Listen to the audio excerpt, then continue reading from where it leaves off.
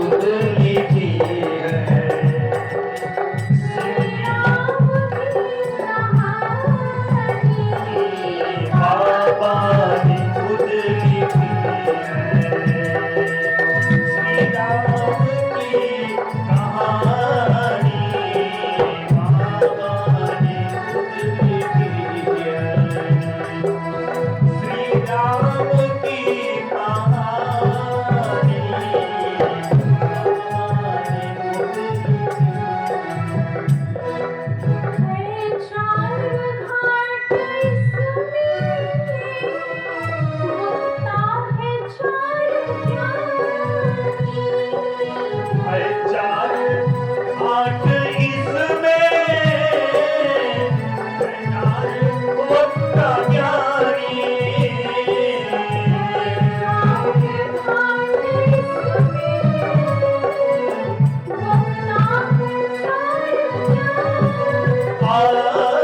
है चार आठ इसमें वक्ता है चार ज्ञानी। शिव जी ने खुद लिखी है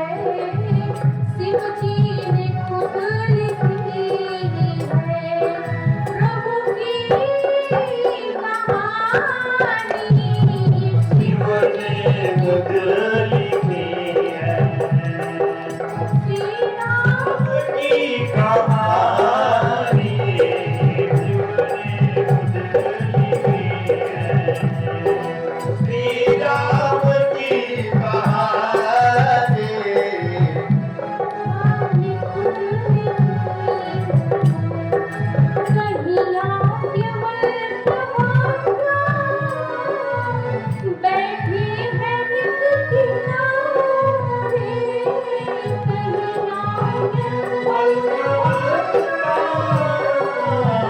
बैठी है कहीं है गरुड़ जी सोता, कहीं है गरुड़ जी सोता। वक्ता सुनती आगे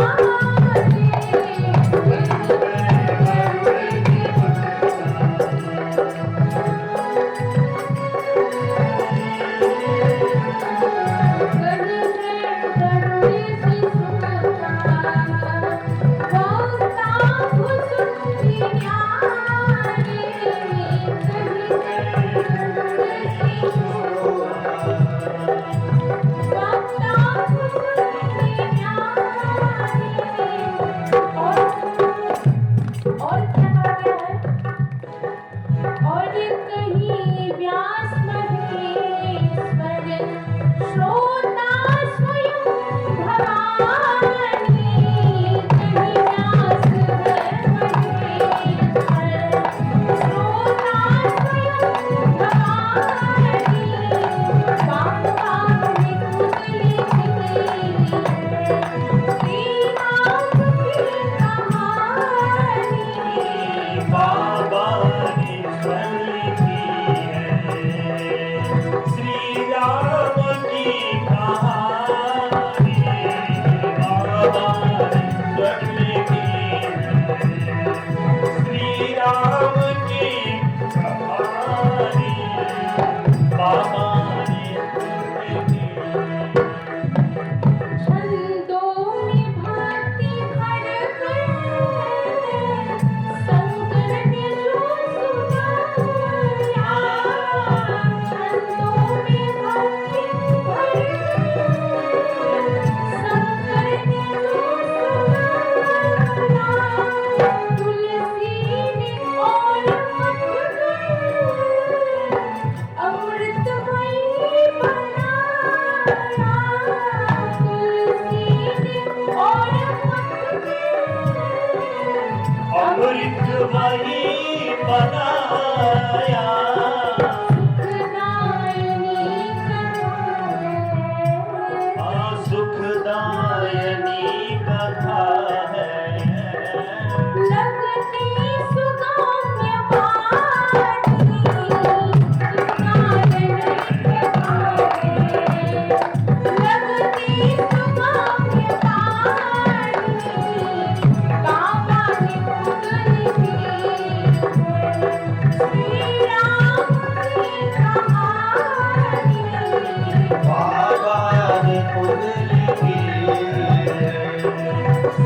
राम की कहानी बाबा ने खुद लिखी है।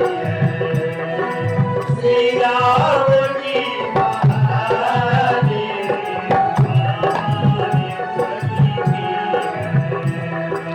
श्री राम की कहानी राम की अकथ कथा की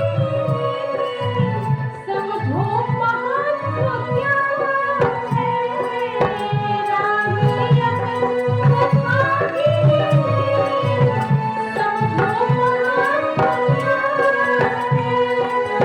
श्री राम भी समाहित महिमा का नाम क्या है। श्री राम भी समाहित महिमा का नाम क्या है। मनोहर कथा प्रभु की हाँ, मनोहर कथा प्रभु की सुनिए मेरी जुबानी। मनोहर ने स्वयं लिखी है। श्री राम की कहानी बाबा ने खुद लिखी है। श्री राम की कहानी बाबा ने खुद लिखी है। श्री राम की कहानी श्री राम की कहानी श्री राम की कहानी। बोलिए बाबा विश्वनाथ की। याज्ञवल्क्य जी के चरणों को पकड़ करके प्रश्न किया है। कल हम सभी ने सुना था ना कि माघ मकर गत रवि जब हुई तीरथ पति आव सब कोई। और सभी संत जब अपने अपने घर को जाने लगे, याज्ञवल्क्य भी अपने आश्रम को जाने लगे और भेंट करने के लिए आए हुए थे। तो कहने लगे ईश्वर आप ना जाइए। क्यों ना जाए? मेरे मन में एक संशय है, उस संशय का आप समाधान कर दीजिए। अब संशय क्या है? राम कवन प्रभु पूछो तो ही कही बुझाई कृपा निधि मोहि। ये राम जी कौन है ईश्वर? आप बताइए तो सही। आप उनकी महिमा का वर्णन करिए, आप उनके स्वरूप का वर्णन करिए। ये वास्तव में राम जी हैं तो है कौन? जैसे ही प्रश्न किया, उससे पूर्व इनके मन में भय भी बहुत है। और ये पहले कह भी दिया कि ईश्वर कहत सो मोहि लागत भय लाजा। मुझे शर्म भी आ रहा है कि मैं आपसे कहूं कि ना कहूं, पर जो न कहूं बड़ हो या काजा। अगर नहीं भी कहता फिर भी मुझे संतुष्टि नहीं मिलेगी, इसलिए मैंने आपसे पूछ ही लिया। देखिए भैया, यहाँ पर भरद्वाज जी ये कहना चाहते हैं कि कहीं ऋषिवर ये ना समझे कि क्या ये राम जी को नहीं जानते जो मुझसे पूछ रहे हैं। गोस्वामी जी ने परिचय भी तो दिया है, तीन ही राम पद अति अनुरागा। क्या परिचय है? तो कहा राम जी के चरणों में इनका अत्यंत अनुराग है, यही भरद्वाज जी का परिचय है। और बस ही प्रयागराज में वास करते हैं। तो यहाँ पर एक बात भरद्वाज जी ये नहीं समझ पा रहे हैं कि कहीं ये ना समझ लें ऋषिवर कि ये जानते हैं और फिर भी प्रश्न कर रहे हैं।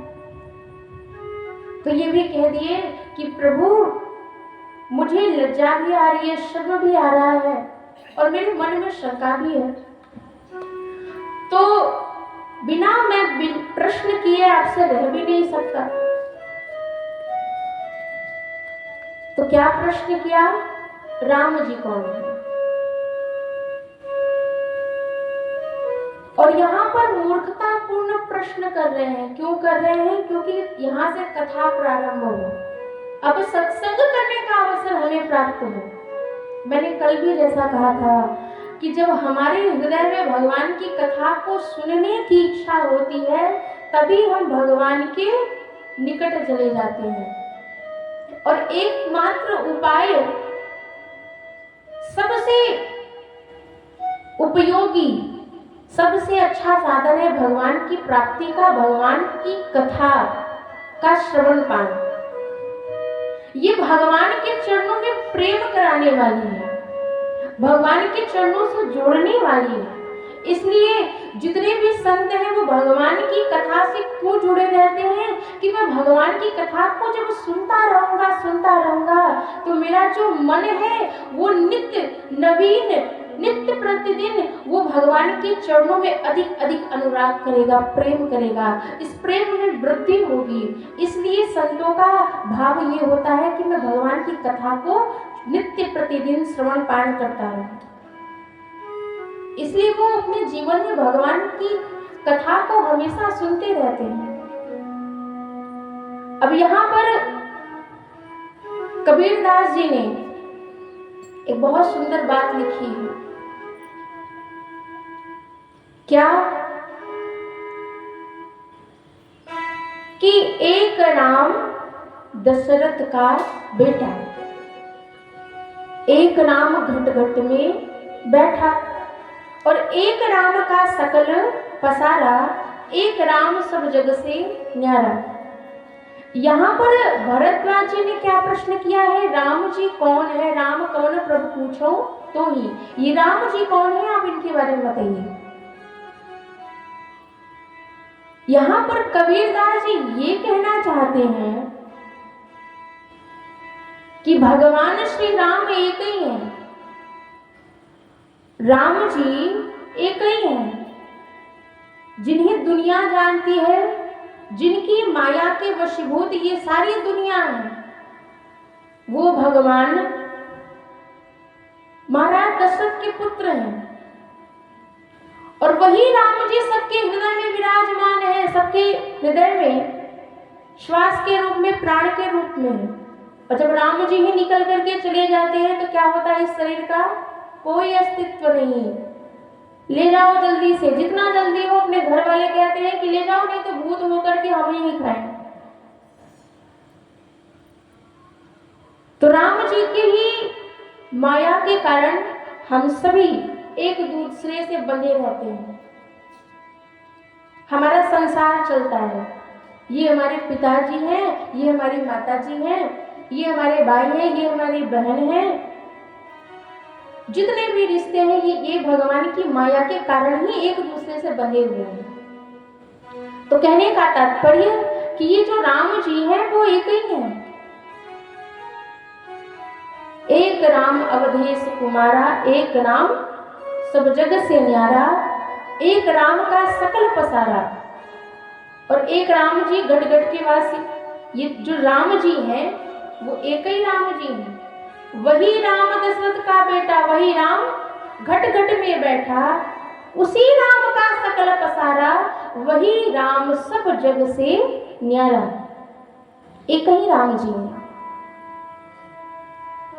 अब यहाँ पर भरद्वाज जी ने ये प्रश्न जो किया है कि जिनको अपनी पत्नी का अपहरण हो जाने पर बहुत दुख हुआ था, वो राम जी एक ही हैं। जाहि जपत त्रिपुरारी, जिनको भगवान शंकर भजते हैं वो राम जी, या अलग अलग हैं, या ये राम जी एक ही हैं जिनको भगवान शंकर भजते हैं, और एक जो अपनी पत्नी की, अपनी भार्या के अपहरण हो जाने पर, बहुत वियोग होने पर अथाह दुख में डूब जाते हैं। नारी विरह दुख लहयऊ अपारा।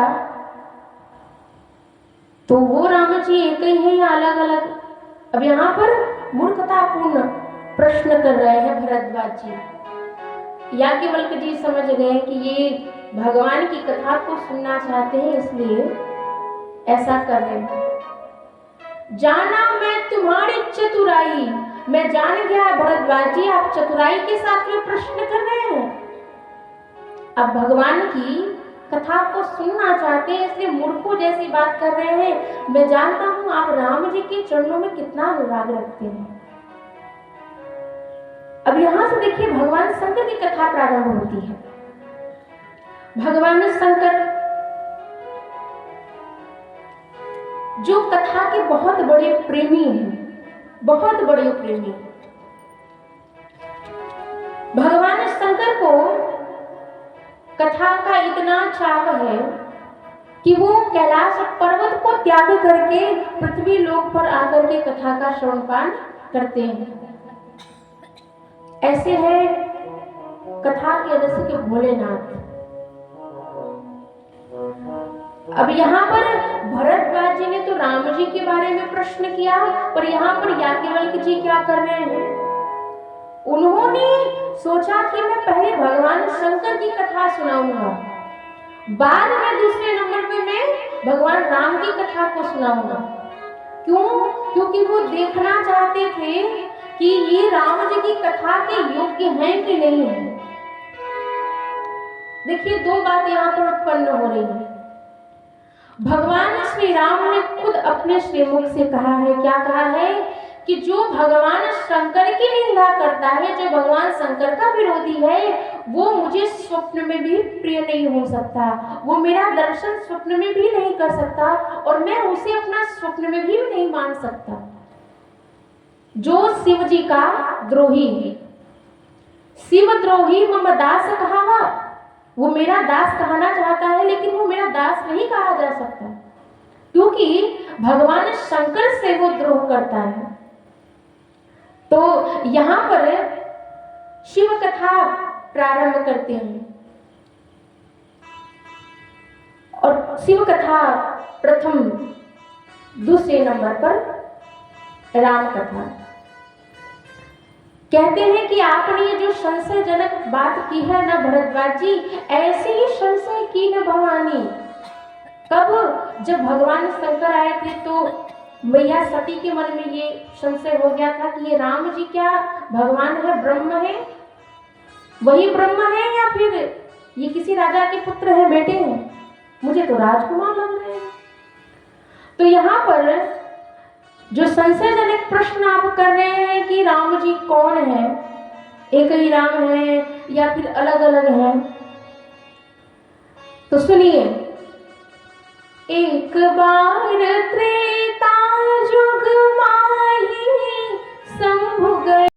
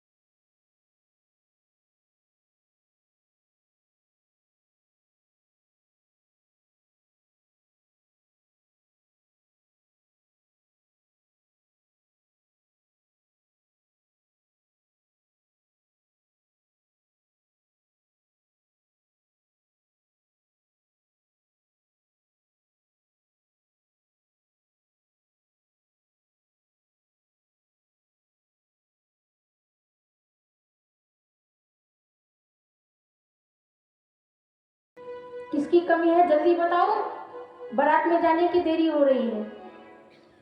तो उस गढ़ ने कहा कि भोलेनाथ विवाह करने के लिए जा रहे हैं, मैं सोच रहा हूँ भोलेनाथ ऐसे ही जाएंगे। वीरान दिखाई नहीं दिया भगवान शंकर को सजाते हुए। और ये सारे के सारे जितने भी देवता हैं सबके सब अपने में लगे हुए हैं, टुकुर टुकुर आकाश की ओर देख रहे हैं सारे शिवगण।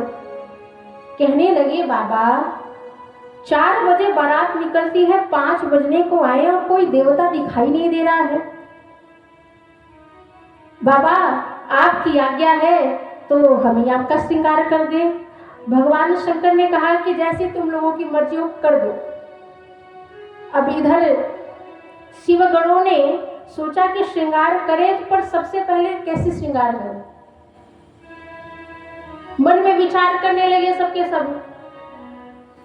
फिर आपस में कहने लगे एक बात बताओ, पृथ्वी लोक पर जब विवाह होता है या किसी देवता का विवाह होता है तो कैसे होता है, क्या क्या होता है। एक ने कहा कि मैंने देखा है मोर होता है सिर पर, और उसके दूल्हे के सामने एक सहरा कहा जाता है, तो वो सहरा होता है। दूल्हे का जो चेहरा होता है वो सेहरे से ढका होता है। पर ये सेहरा हम लोगों के पास में आएगा कहां से। अब उस सेहरे की बात आ रही है, पर सेहरा तो मिलने वाला नहीं, यहाँ कैलाश में कहाँ मिलेगा। एक ने कहा एक काम करो, हमारे पास जुगाड़ है, हम जाकर के देखते हैं। गया, ढेर सारे सर्प थे, पतले पतले सर्पों को लेकर के आया ताकि जो मुकुट है बनाने में अच्छा हो, तभी तो उन्हें आकार दिया जा सकता है।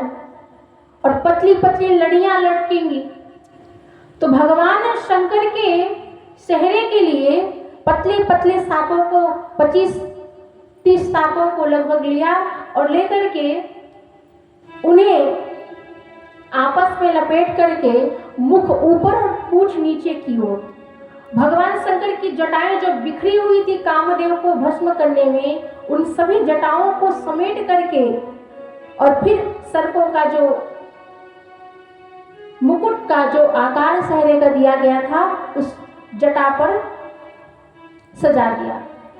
अब इधर एक ने सोचा कि बाबा ने अभी तक कोई उबटन इत्यादि तो लगाया नहीं है, फेशियल तो करवाया नहीं है, तो सोचने लगा कि एक काम करते हैं, जाकर के बाबा जो कर्पूर गौरम करुणावतारम संसार सारम भुजगेंद्र हारम, ऐसे बाबा को सजाने के लिए भस्म ही अच्छा है। हम लोगों के पास तो पाउडर वाउडर तो है नहीं कि बढ़िया से लगा लें, दूल्हे को सजा दें। अभी अभी चिता शांत हुई थी, एक गढ़ गया और एक बाल्टी भस्म लेकर के आया और महादेव को ऊपर से नीचे जटा सहित नहला दिया। अब भगवान शंकर गौर वर्ण के हैं, अब सोचिए भस्म लग गया, पाउडर लगता है शरीर में तो जो शरीर का जो रंग होता है वो बिल्कुल मिला करके लगता है, पर यहाँ पर क्या हुआ, भस्म को पोंछ दिया गया।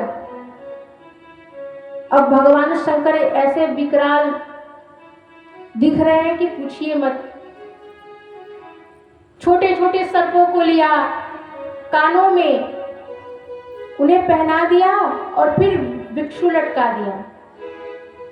और ध्यान दीजिएगा कि ऐसा नहीं कि किसी भी छोटे बड़े सर्प को पा रहे हैं तो वैसे ही पहना दे रहे हैं, एक ही रंग का उसी आकार का।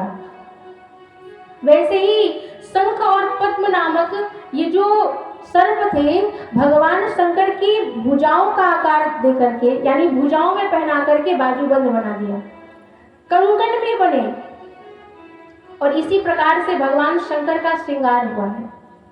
एक ने कहा कि बाबा का सब कुछ तो हो गया है, 1-2-4 चीजें और बाकी हैं। क्या?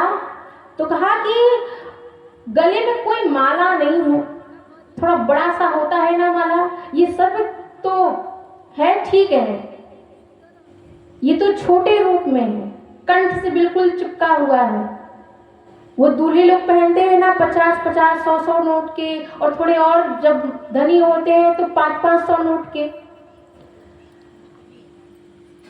तो जाकर के शमशान से खोपड़ियां लेकर के आया और वहीं से एक पतले बहुत लंबे सर्प को लिया और खोपड़ियों को पिरो दिया उसी सर्प में, और जैसे ही लेकर के आया तो भगवान भोलेनाथ के गले में डाल दिया।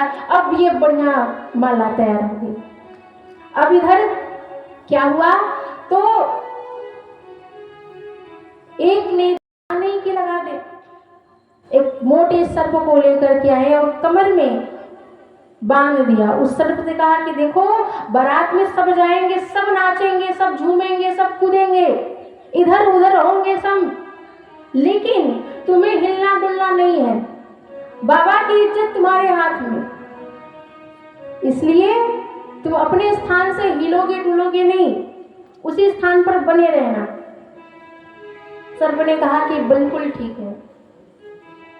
अब गोस्वामी जी बहुत सुंदर वर्णन करते हैं।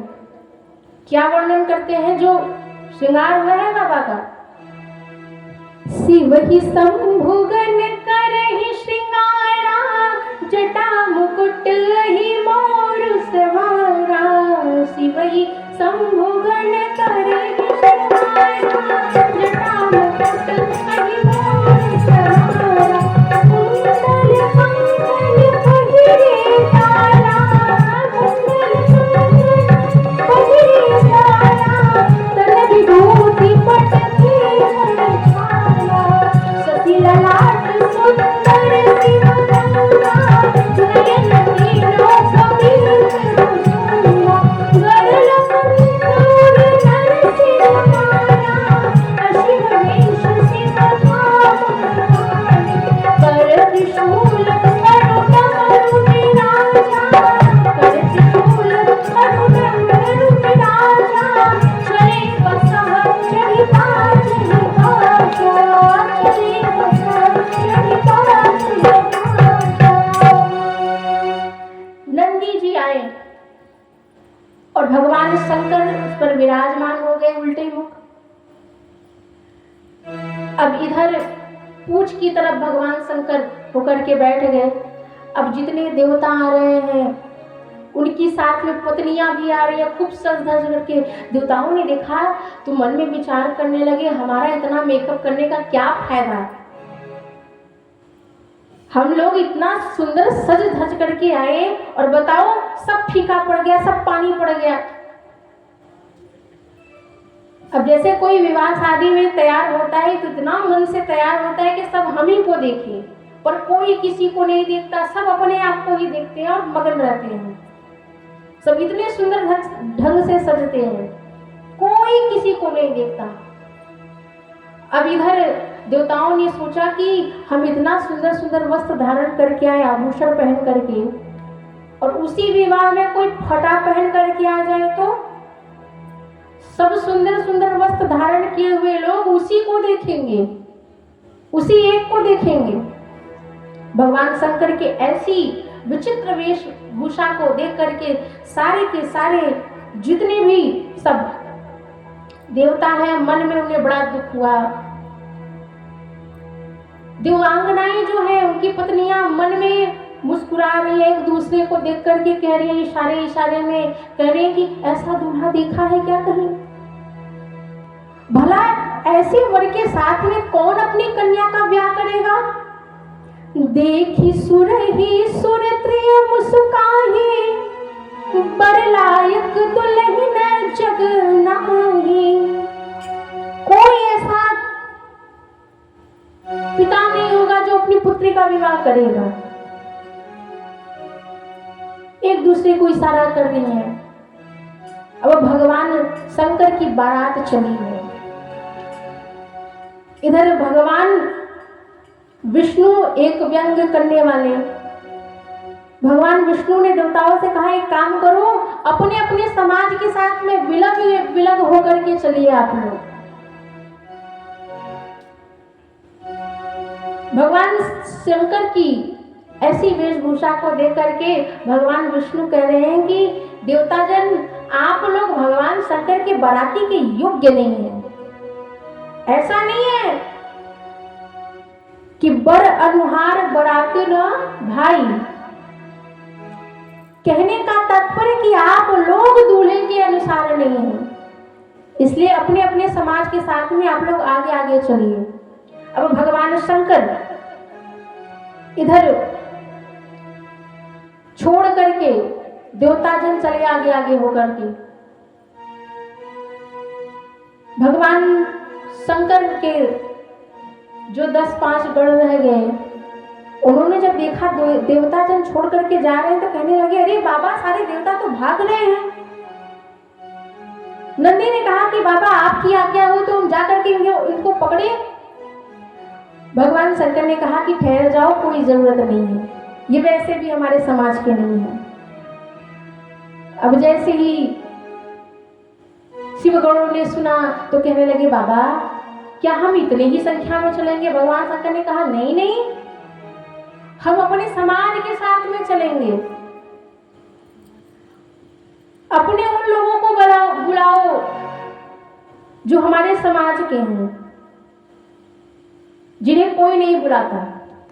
कौन है बाराती? डाकिनी, पिशाचनी, भूत, बेताल। कोई आज तक उन्हें इनविटेशन कार्ड देता है क्या बारात में आने के लिए? हे भूत महाराज, हे डाकिनी महारानी, हे चुड़ैल महारानी, आपको जुलूल जुलूल से बारात में आना है। कोई कहता है ऐसा? कोई नहीं बुलाता। पर जिन्हें कोई नहीं पूछता उन्हें भगवान शंकर पूछते हैं। भगवान शंकर ने कहा, अपने गणों को बुलाओ। अब जैसे ही जो 10-5 गण थे, उन्होंने जोरदार जयकारा लगाया, हर हर महादेव, हर हर महादेव, हर हर महादेव। और जैसे ही 3 बार जय घोष हुआ हर हर महादेव का, भगवान के जितने भी गण थे, शिवगण, सारे भूत पिशाच हर देश से चले आए। चाइना के भी आ गए, अमेरिका के भी आ गए, हर देश के आ गए। वो अमेरिका वाले गोरे गोरे, वो चाइना वाले चिपटी चिपटी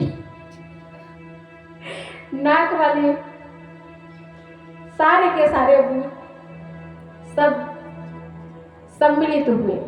अब भगवान शंकर की बारात चली। जिस गांव से होकर के वो बारात चल रही है ना, वो गांव ही पूरा साफ हो जा रहा है। गांव को छोड़ करके लोग भाग जा रहे हैं, जिस ग्राम से होकर के वो बारात जा रही है। और अगर घर में है वे तो दरवाजा बंद कर दे रहे हैं। ऐसा विचित्र बारात जा रहा है। अब जैसे ही यहाँ पर भगवान शंकर की जो बारात है वो पहुंची, तो उधर बारात की तैयारियों में लगी हैं हिमाचल यहाँ की जितनी भी स्त्रियां हैं, जितनी दासियां हैं। तो यहाँ पर भगवान शंकर का स्वरूप अभी किसी ने दर्शन नहीं किया है। सबको बहुत अच्छा लग रहा है कि जब दूल्हा आएगा तो वो अपने ससुराल में आकर के जिंदगी भर याद करेगा। ऐसी तैयारी करो।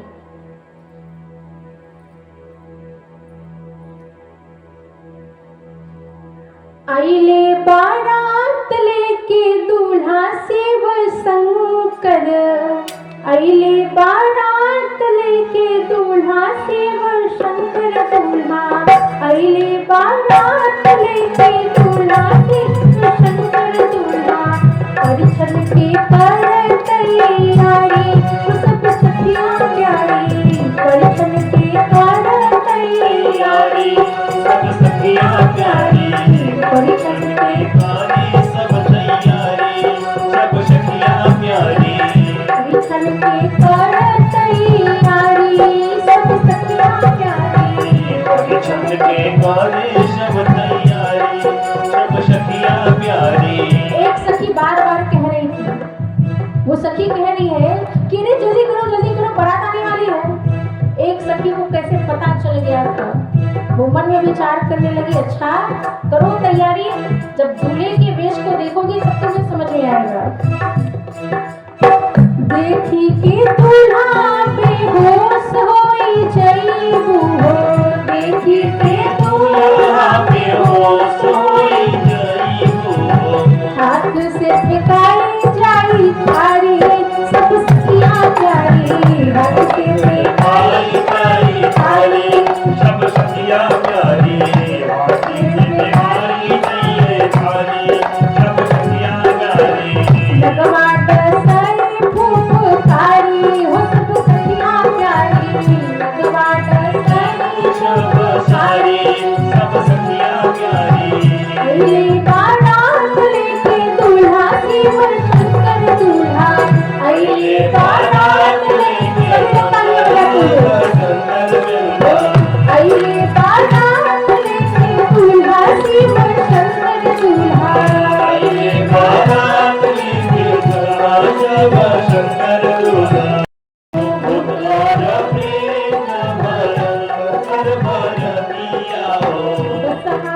बैल की सवारी हो सब सखियां प्यारी, सब सखियां प्यारी, लगवाट सई फुफकारी हो सब सखियां प्यारी,